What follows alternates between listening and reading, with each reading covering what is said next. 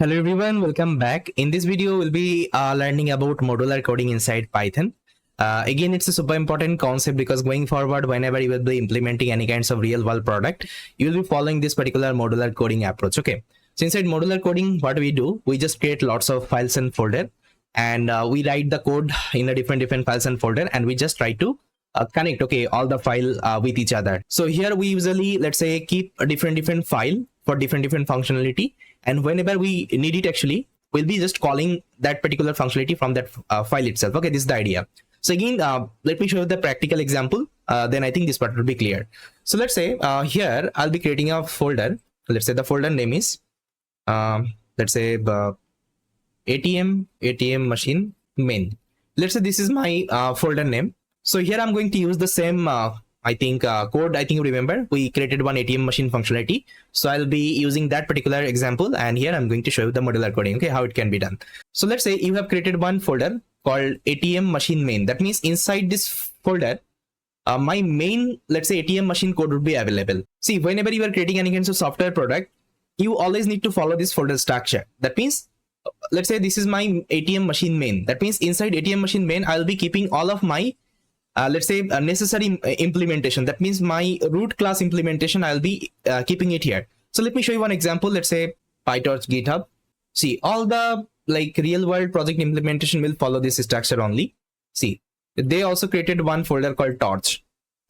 Okay, inside Torch, they have kept actually all the main functionality, like what are the functionality they usually provides, okay, from this particular package itself.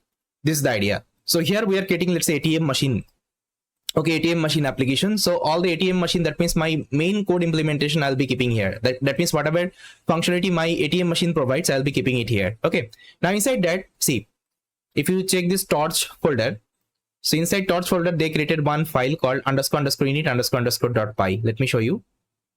See, this file actually they created, and this is called constructor file.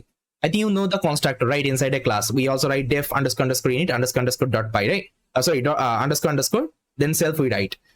But if you are creating a folder, okay, if you are creating a folder, and if you want to perform the modular coding, and if you want to create a file inside that, and you want to write the code, so you have to create this particular file. Okay, it is recommended. So the file name is init, okay, __.py. Okay, this is the file. This is the constructor file. Okay, so what this file will do, it will tell you this is a folder, and this folder contains some code functionality. So let's say if I want to import later on, I can easily do it. Okay, now see, here I'm going to create a, let's say, file called, let's say, ATM_main.py. okay, now inside that I'm going to paste all of my ATM related code. Now I think you remember we created this class. I'll copy, and here I'm going to paste it. Okay, so this is the functionality we created. This is the class we created, okay, for our ATM machine. Now see, I kept all of the main functionality related my ATM machine. Okay, I kept here. Okay, all the implementation I kept here.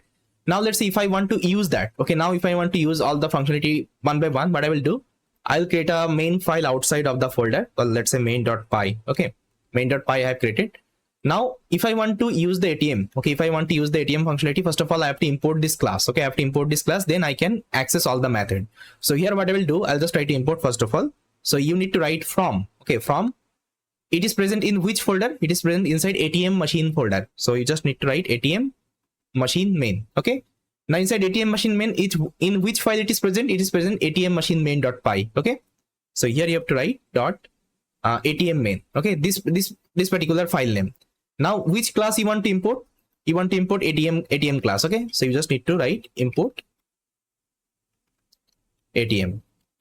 That's it. Okay, that's it. Now see, if I just do a print statement, if I just write okay, now let's see if I execute the program, it will work fine. There won't be any kinds of error. Let's say I'll take command prompt, and now let's see if I just write python main.py. See, it's working fine. Okay, that means there is no error. It is able to successfully import this library. Okay, now let's say I want to first of all access let's say create pin. Okay, I want to do the create pin operation. First of all, you have to initialize the object because it's a class, right? It's a class, and you have to initialize the object of the class. So I'll just write, let's say ATM is equal to my ATM. Okay, now I'll just call ATM dot create pin. Fine. Now see if I execute the program right now. So it is asking for the pin, let's say 1, 2, 3. Now it is asking for the balance, let's say 2000 rupees. Now see, pin created successfully. Now let's say you want to check the balance. What you can do, you can call the check balance function as well, this method as well. Now if I again execute the code, so it is first of all creating the pin. Let's say 123, give the balance to 1,000 rupees. Now pin created. Now it is telling check the balance. Now let's say 123. Now see, your balance is 2,000 rupees. Okay, that's how actually you can use all the functionality. The functionality actually you have written in the ATM machine main. Okay, this particular folder. Now what is happening actually? You are creating separate module. Okay, you are creating separate module of the project. Like I showed you now, this Kera's PyTorch implementation. Okay, so they also kept different module. Like inside Torch, what are the functionality they can perform? They can perform, these are the functionality. Okay, so likewise, if you are adding more functionality inside ATM machine later on, okay, let's say you are creating another functionality. Let's say the functionality name is or let's say database connection. I can write db.py. Okay, now inside that, let's say you have written another class database, and inside that, let's say you have one method def connection, and let's say I'll as of now print the message connection successful. Let's say this is the message I have given. Now let's say you want to connect with your database. What you will do? So you will come in the main file. See, I'm in the main file. Now you have to import this particular database connection first of all. And how to import? Again, just write from ATM machine main. Okay, ATM machine main.